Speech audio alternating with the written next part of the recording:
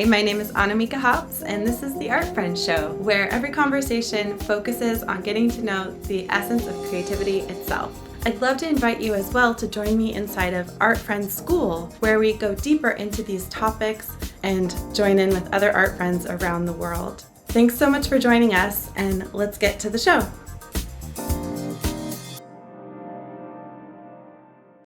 The Art Friends Show, here's an artist you're going to love to know. Hi, I'm Annamieka, and this is Elise, and we're going to meet you today. Here I am. Can you tell everyone your full name and where you live and what you make? My name is Elise Friedrich, and I live in Portland, Oregon, and I am a crochet maker. Yes. I don't call it artist. Maybe we'll get into that. We're going to talk about that. And yeah, I crochet things often for little kids, but also just for like this pillow. You know, you could have this in a child's room or on your couch. Room. Yeah, I would have that on my bed. These little disco balls. Who doesn't love a disco ball? So yeah, home stuff and lots of things for littles. I have those little samples here, little toddler purses. Here's a little bee. So, Elise, your company is named Cricket and Clover. And when did you declare that name? And Yes, I came up with that name. So I have one child, and her name is Iris, but her nickname is Cricket. That's what I call her. And she has a bunny that she's had since birth that has been her favorite best friend, and her bunny's name is Clover. And so I don't know, I feel like sometimes people, especially mom makers, end up naming their businesses after their kids or whatever. I'm like, well, I have one, but I don't know. And it's doing stuffed animals and stuff is this is my kid and her very special stuffed animal. Mm-hmm. So anyways, it was a it's like Iris and her stuffy. Yeah. Cricket and Clover. Yes. So I don't know. It sounded cutesy. I like cutesy. Yeah. And so I feel like I had that name years and years ago. I don't know. Iris was she was almost 5, but when she was maybe 1, I kind of came up with that name. Got the Instagram domain. I don't run an Etsy, but I feel like maybe I registered an Etsy for it. This is gonna be my business. Yeah, this when I get around to it, this is the name that I want. So I'm gonna snatch this up now. Mm-hmm. A little bee. Yeah.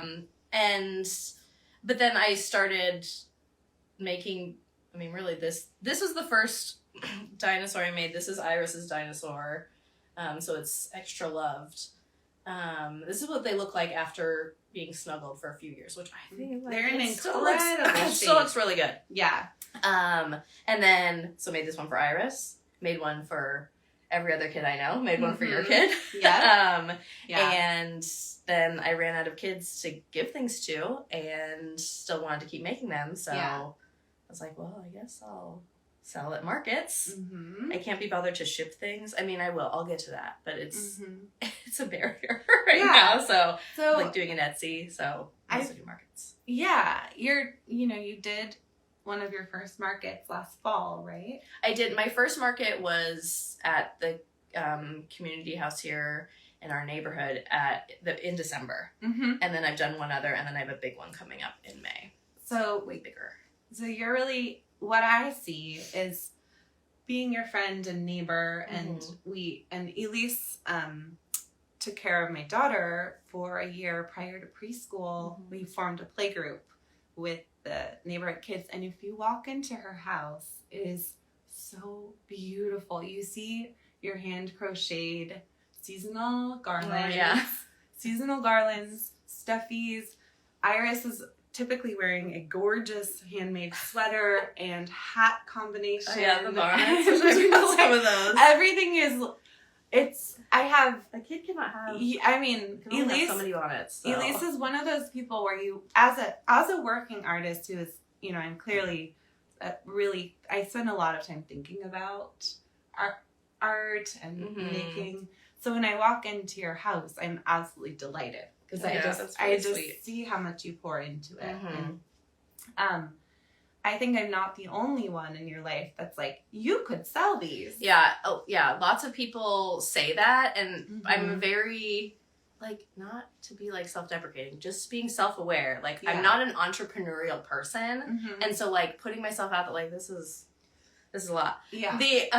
But being like, hey, I made this. Like, please buy it. Like, that's spend your hard-earned money on this. And, like, putting a value on your work has been such a challenge for me.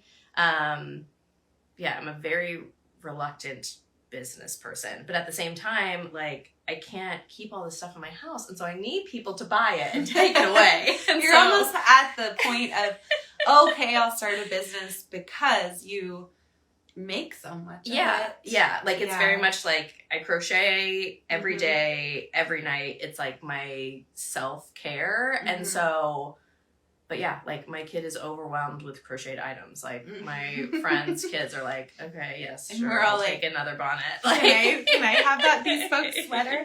Yeah. And I think this is where, you know, we get to chat about this, but for the purposes of kind of showcasing you, this is when I feel like, as a community member, when I walk around a craft fair, what a gift. Yeah. That those people at those tables, like you, are taking the time to take the risk and also the generous act of letting us see your wares, of letting people see what you do.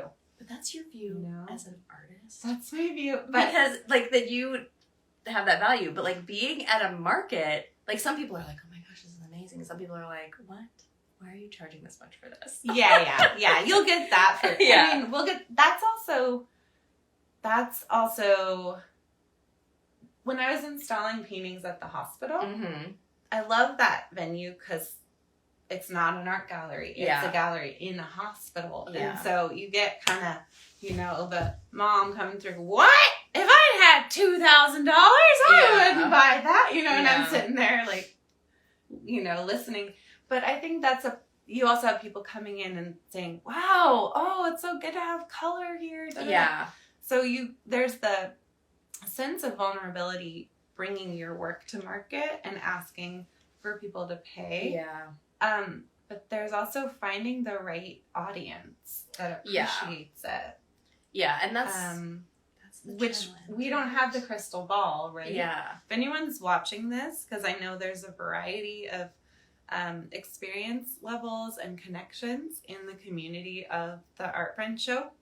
And so if you happen to have experience in this type of thing, in like handmade heirloom toys, I'm not sure which aspect of it you're interested in having help with in your business, but for example, like wholesale buyers or even just better, like which particular shows or companies to approach might be helpful. Yeah, it's an interesting thing. I mean, I've been really lucky so far being like such a small, I'm very much a person that's just like, I'm just going to let things come to me. Like, not entrepreneurial, but in that, like I have, I have not a ton of my stuff here today. I was like scrounging together stuff because most of my like stash is at,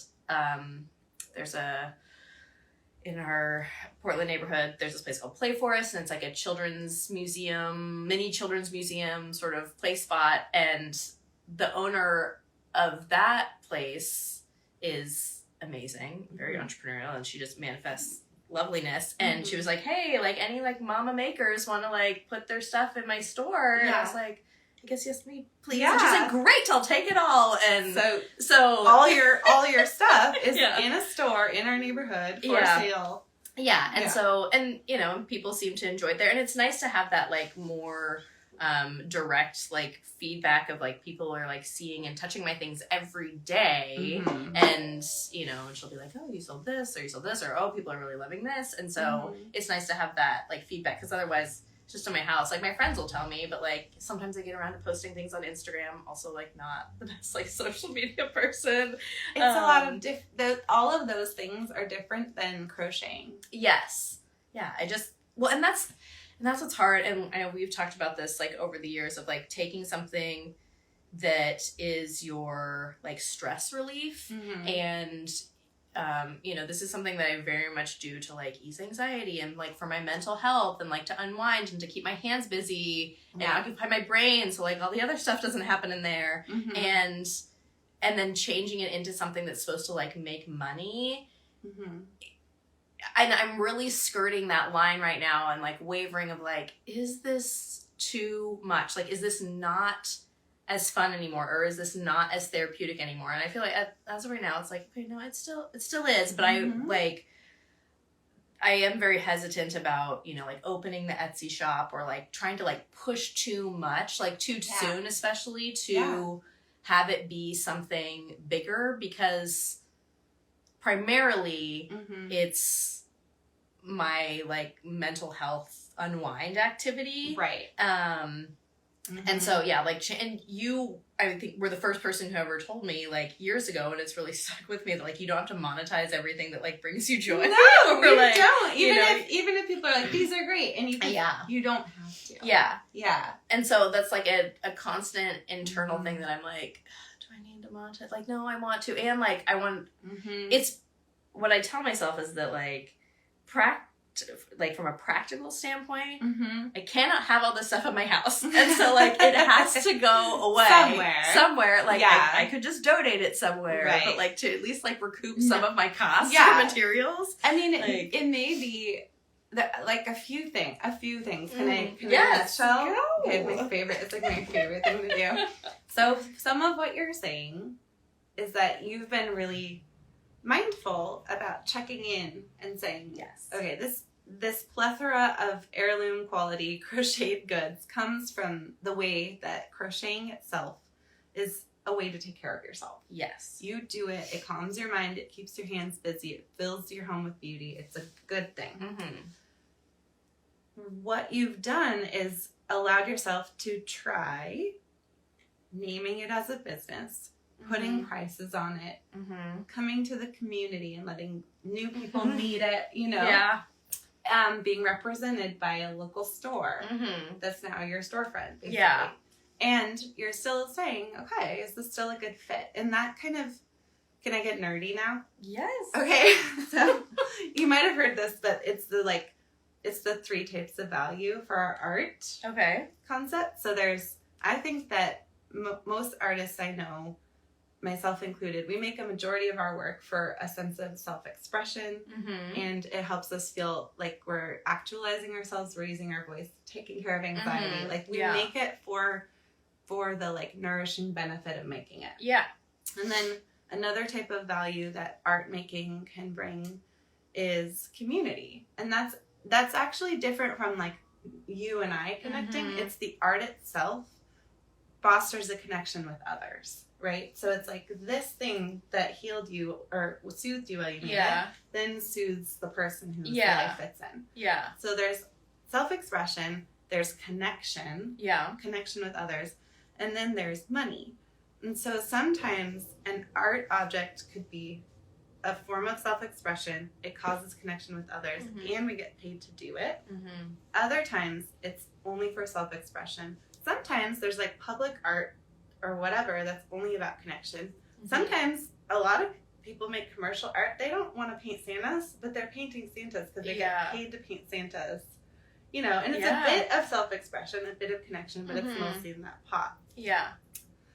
I'm going to stop at teacher mode and just say one more thing that I've seen. There's a lot of maker friends that I know, like my friend who are wearing her jewelry right now. They'll make a whole variety, like a full line of products like this, and then kind of realize that there's a certain few things that actually do work out well for the money category.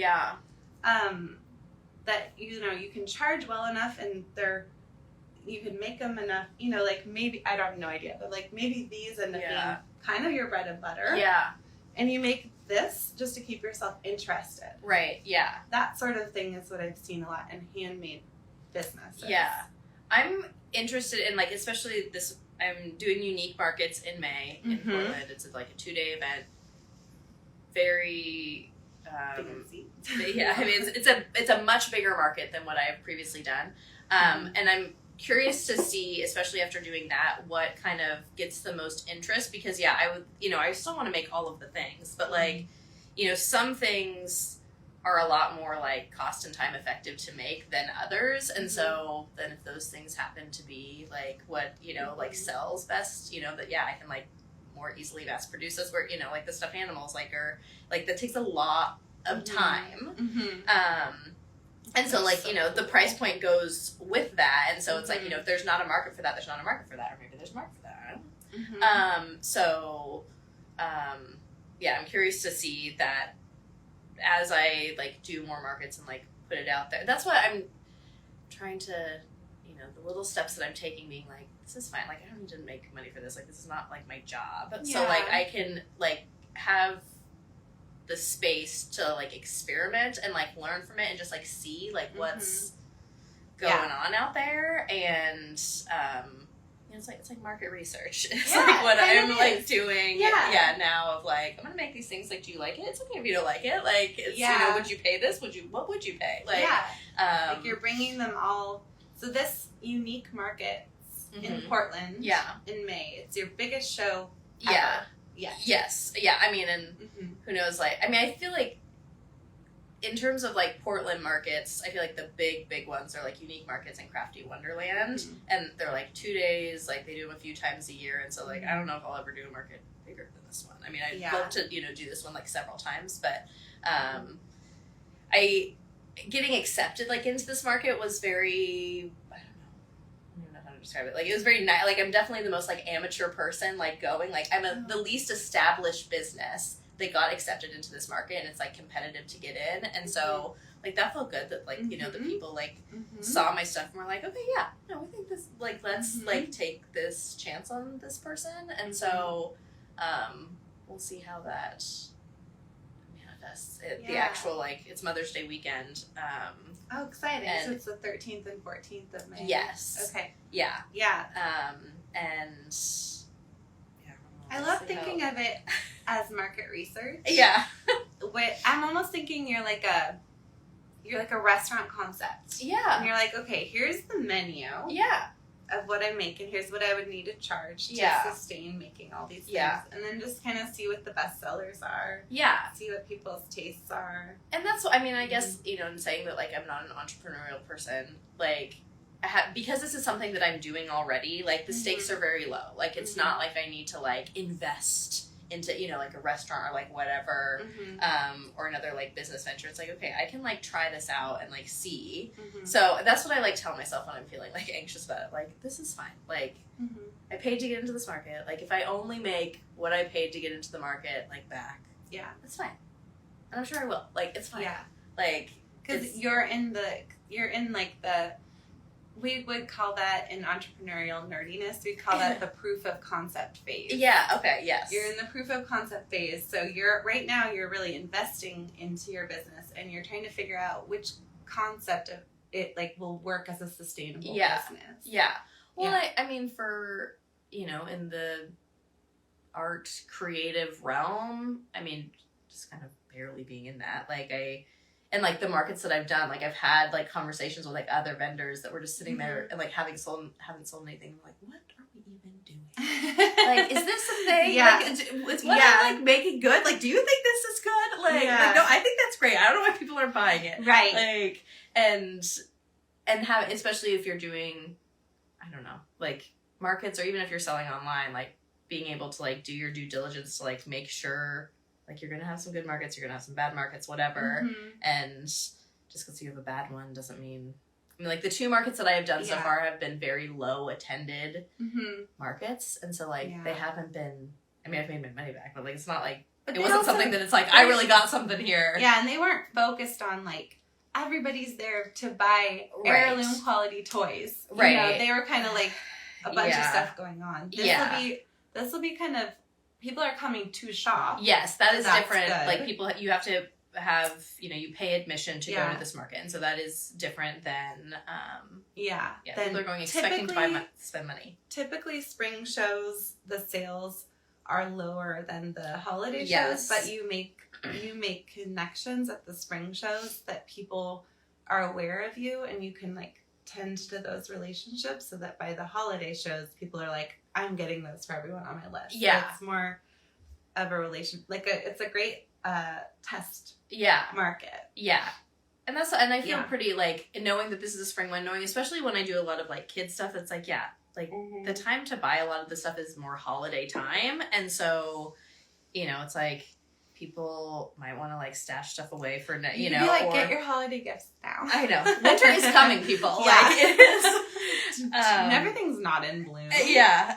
It's going to come around again. Just like get it now and stash it away, or like birthdays or whatever. But like, the main, birthdays are year round, but like, pretty much everybody gets like gifts around, the holidays. So I know that like I feel committed that like even if this market happens to be like not the best, that I'm going to do another one. Like sign up again, is try to get the same market in the winter, because that's the one. Yeah. I would also say like in 2015 I was doing the circuit of a lot of the markets in town with the prints and originals and stuff. And all of the people I just went to the coast for the weekend with, that group formed at like, Crafty Wonderland, May 2015. Yeah. It was a terrible sales-wise for me. Yeah. But the other vendors that I made friends with have become my core group of professional businesswomen, of artist friends.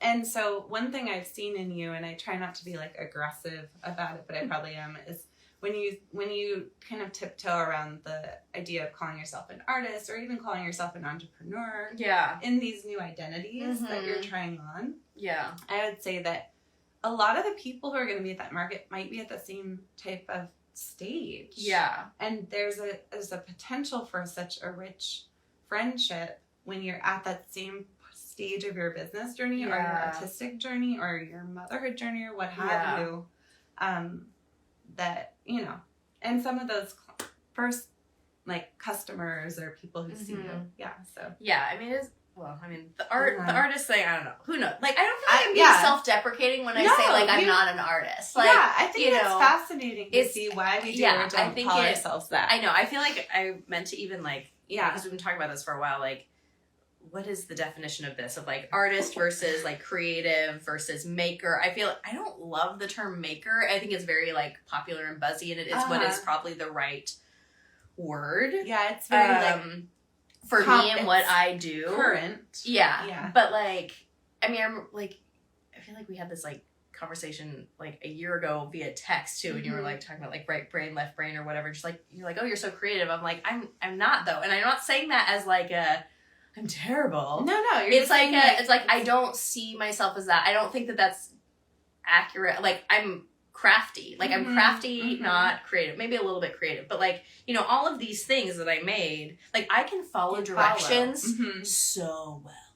Like I love me some IKEA furniture. Yeah. Like I would love that's my dream job. Is just like putting together IKEA furniture. Like I want to work at IKEA. I will call you. Like, but none of these are my like original designs. Like other people like make these patterns. Sometimes I think about like I could make a pattern and then maybe I would be an artist. Like and that might be the type of thing you eventually decide or not. Like I've done knitting and crochet and it drives me nuts. Yeah. Because I don't want to have to keep referring back to somebody else's pattern. Like I like the improvisational nature of paint because I can just do what I want because you're an artist.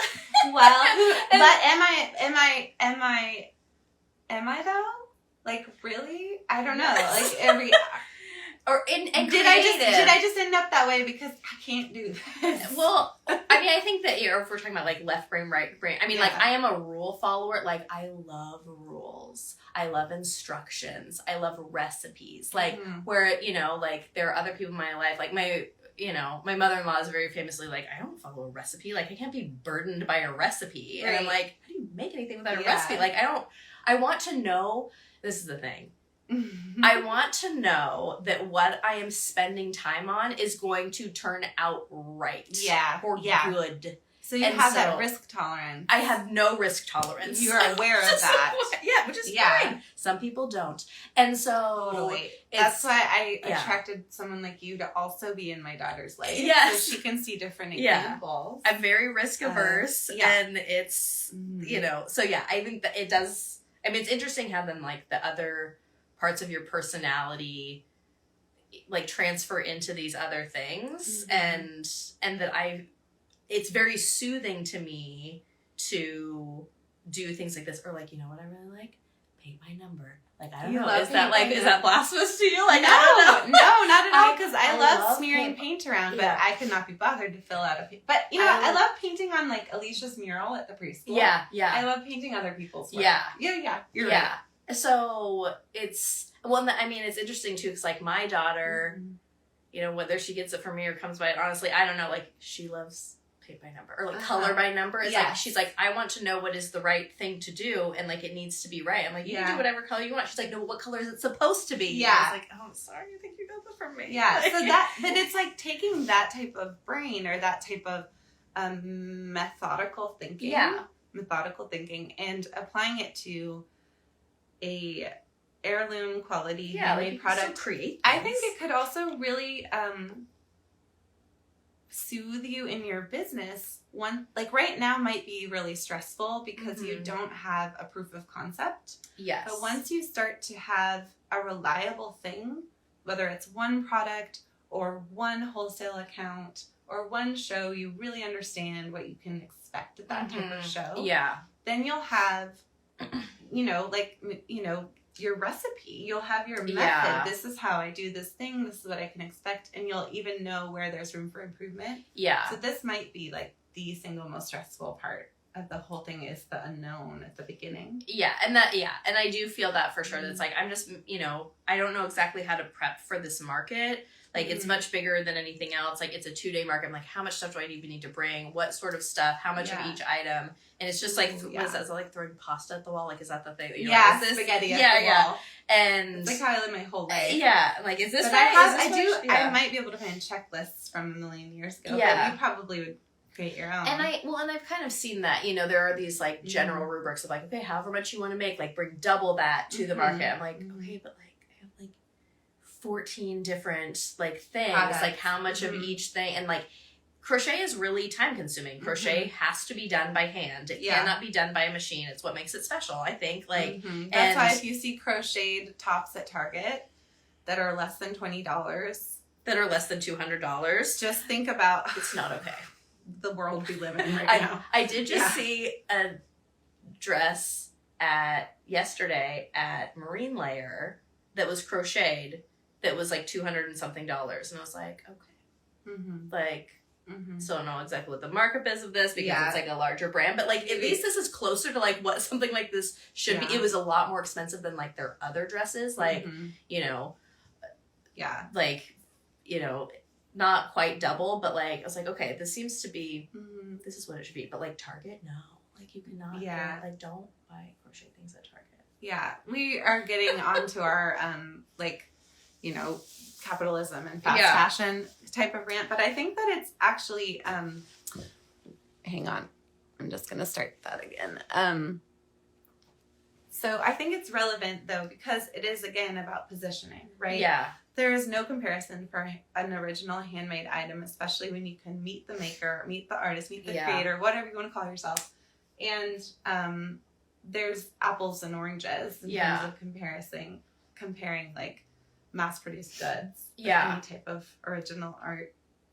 But I think what's so awesome to me is that you're willing, you're willing to try it, and you're being your grounded, thoughtful self in every step of it. Yeah. And I think that that's something that so many of us in this artist, lifestyle, we reach this point where we're like, oh, I could grow bigger, or you could try this show.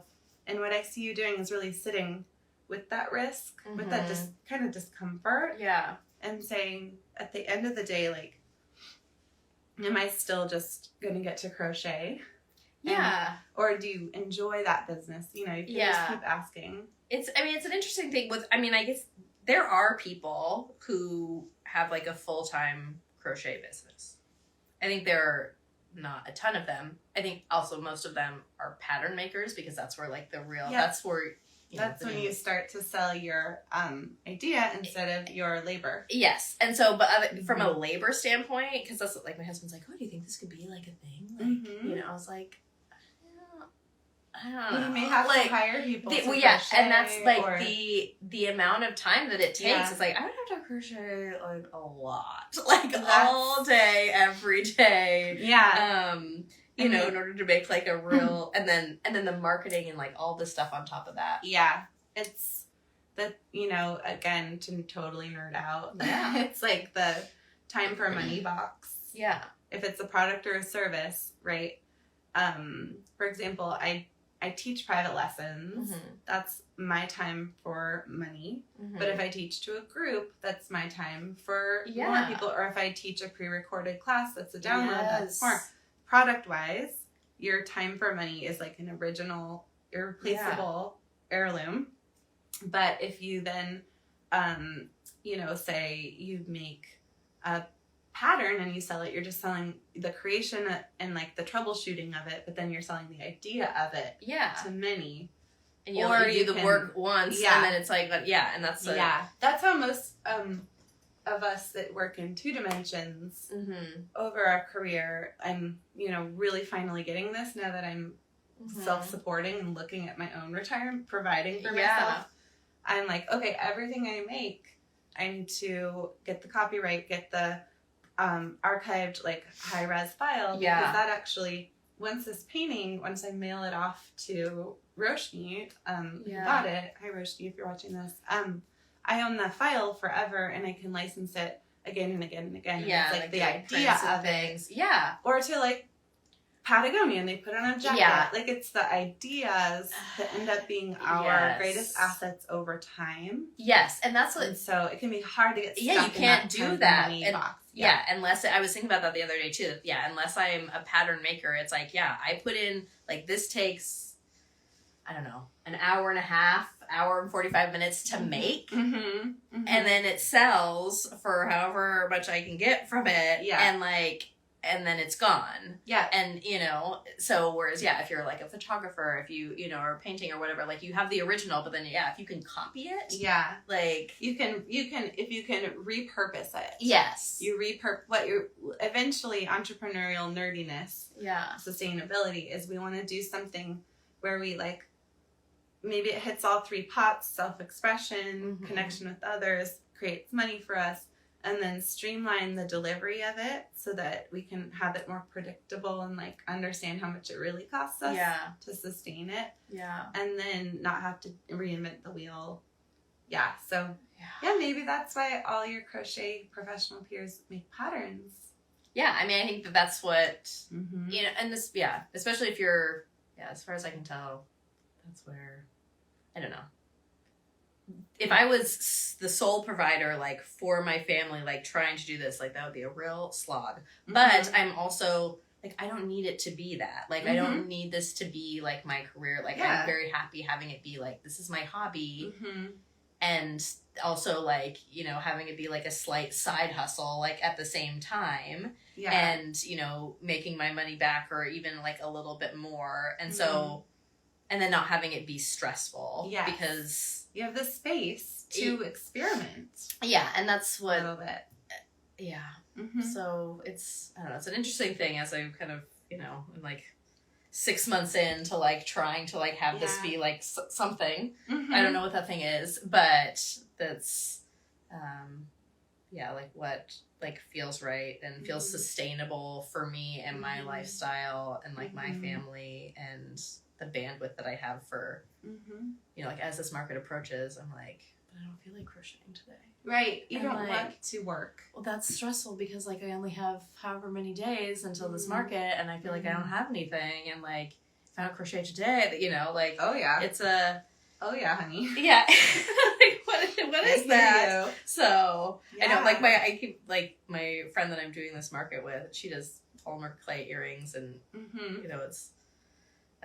she's like more established in it than I am, but I'm like, I just can I just manifest, please, that I can like crochet whatever I want every day, and then we just do a market, one in May and one in December, and then like all of my stuff just sells out. Like, can that why can't that be? You might need a bit of a PR and marketing strategy in between, but that could be your life. Or you could just say, you know what, I refuse to promote, I refuse to do any of this. And at those shows, your entire marketing strategy is, this is all you get. Yeah. Like, suckers. Like, yeah, you have to. Like, it's not going to be anywhere else. And you again, just tell people, like, you're refusing to play that whole thing and go have an online shop and whatever, and they just have to save up their little coupons. That could be. You really could. You can do anything you want. Yeah. You actually can. Yeah. It's interesting because I mean the social media game like makes my brain and soul hurt. Like I don't know how you do it. Like you do it so well. Like we're on a live Facebook video. We've been chatting for a long time. I bet you also do know that I also went through recently. I've unfollowed all the way down to 0 to try to stop scrolling. Yeah. Fun fact, even when you follow 0 accounts, they just present you with tons of stuff to look at. And then the algorithm like knows work. like, but you will like this. I'm like, I do like work. that. So I did that, and I delegated to virtual assistant to post on my behalf. Because I was like, I'm going to either quit the platform. Yeah. Or I tried not to touch it for a while. And now I'm having a very different experience because this is like, I'm thinking of Instagram as like, what's the kind of party I want to host? It's actually deeply connecting with people that I care about. And so Instagram's not really built for 40-minute videos. Is that where we're at? Does it say? Where does it say? Somewhere around there. So I'm not using it like in that way, but I'm doing it in a way that like is helping me find my voice as a like variety show host. So it's serving me. So I think we can really make our own rules. It's one of the best parts of owning our own businesses. Yeah. Is you can constantly just say what do you want to opt into or out of. Yeah. And then if you felt like it, there's probably a recipe or a method for wholesale, for Instagram, for any of that stuff. You might even crush it way better than I ever did because you're willing to follow a protocol. Yeah. I mean, having this stuff like in the shop in town is very helpful to me. Also, like Brittany, who owns that store, is infinitely generous and like she doesn't charge like very much like for her portion because she's like, no, I just want you to like, you know, I don't want that to be a barrier for you. Like, you need to like get enough money from this, which I feel like is not always the case if you're doing like wholesale. It's like 50% or you know, and so it's What are the prices? Do you happen to know them? Yeah, I mean, some stuff I'm still sort of like working out. So like these are this is like a baby bonnet that has a little like elf thing, and these are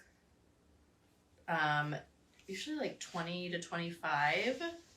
Baby bonnets, and 20 to 25. The plush, there's like these plush ones that are so cute. These are what, 30 or 35. They're so cozy. So cute. I know a baby that needs this one. Okay. Like the disco balls. Again, all these are like sort of like where I'm trying to like. Lately I was trying to like price things of like what are because other people make these patterns. What are other people selling these at? But like some people really underprice their work, and so what I'm trying to do for this market is timing myself, weighing out like each, you know, like made this poll last night. I was like, how much does this weigh? Figure that out like with the cost of the yarn. So, you know, how much is it materials, and then like timing myself, how long it took to make it, and like paying myself a living wage. And so like that's being helpful. So like those, you know, like 20-ish for that, for the disco balls, you know, and that's like some of the things though. It's like, I have these like basket sets. Those are so cool. Like, wow. But they take so long to make. And it's like, you can get these at Target. You might know? Yeah, but you're not like, competing with Target. Set, right. But like, so like $65 for a set of 3. But then it's like... No, these are going to eventually be like $130. That's the thing. That's the thing is you... This is where sometimes we also go, oh, I can't do this particular thing as a business. Right. And that's not that you can't do all of this, but maybe there's a certain type of product that just the market won't bear it. Right. I see this a lot with ceramics. Too, where there's like a perception of how much functional ceramics cost versus sculpture. Yes. Right? So that we can hit these ceilings. And it's so good to talk about pricing. And I think all of us deal with it. And I know one thing that's helped me and a lot of clients and friends is to just create a pricing menu. Yeah. So you establish your prices. Right now, you just rattled off a bunch of them. And those are yours, and you just work up from there. Yeah. So right now, you have your menu, and you can put things on sale, but at least you know, so that I don't know about you, but I often have kind of a crisis of like doubt before a show. Mm-hmm. So it's difficult to price things if I'm feeling like less than. Yeah. So if I have a standardized menu, I'm like, okay, that type of painting costs, $650 mm-hmm. or $780. I have to check my prices. I forgot. Mm-hmm. But then I know, okay, every year that I'm in business, I just raise them a bit, or every show, whenever you're willing, you raise them a bit. Yeah. And you just keep going up. But that way, across at least your whole line, all the prices are feeling pretty consistent. Yeah. Well, yeah, and it's interesting.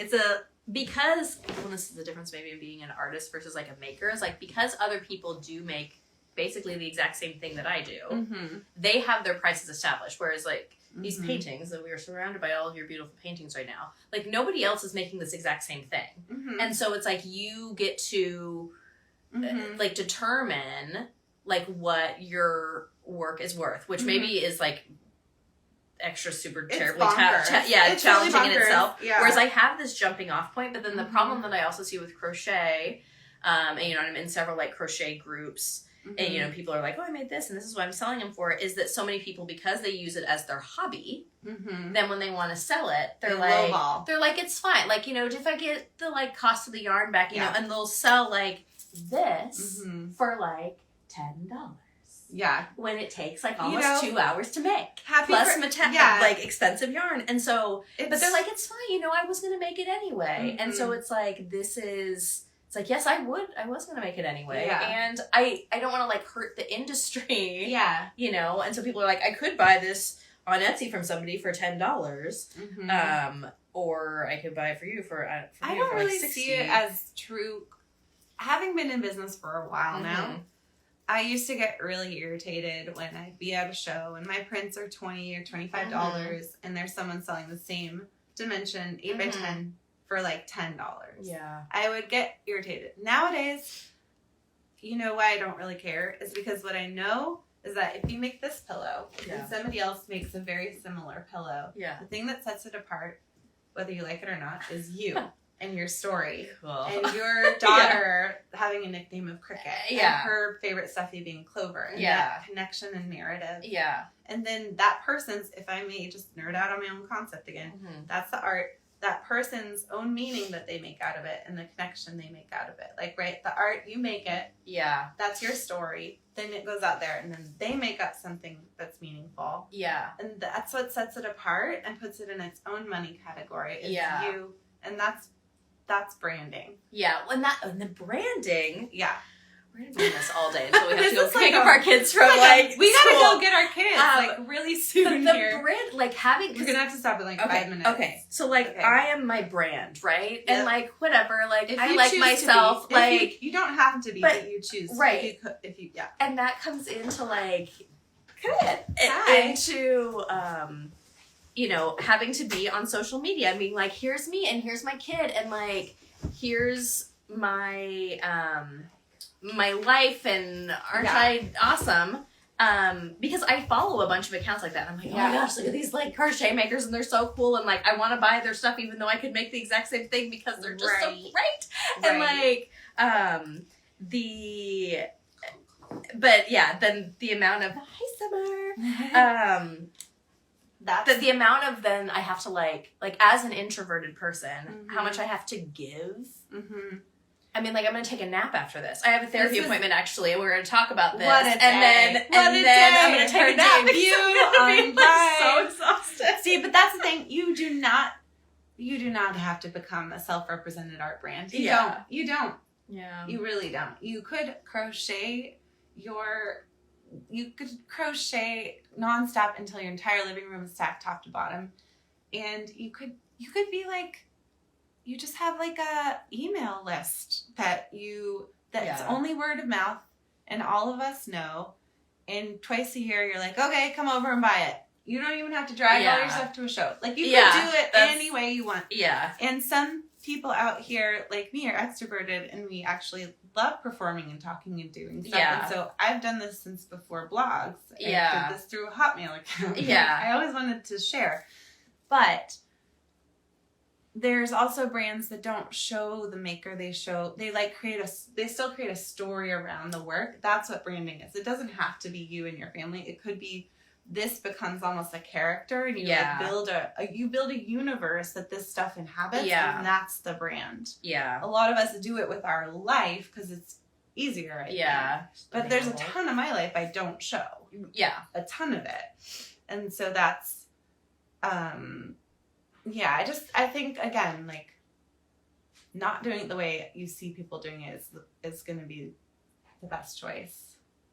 So you need to be, like, creative, you're saying, and, like, coming up with something? No, you just, I think you're doing a great, I think you've already been doing a great job of it for years. Yeah. And this is just the current part of it. Yeah. Is going to this show. There's I have, like, no attachment to, what the future looks like, as long as you're good.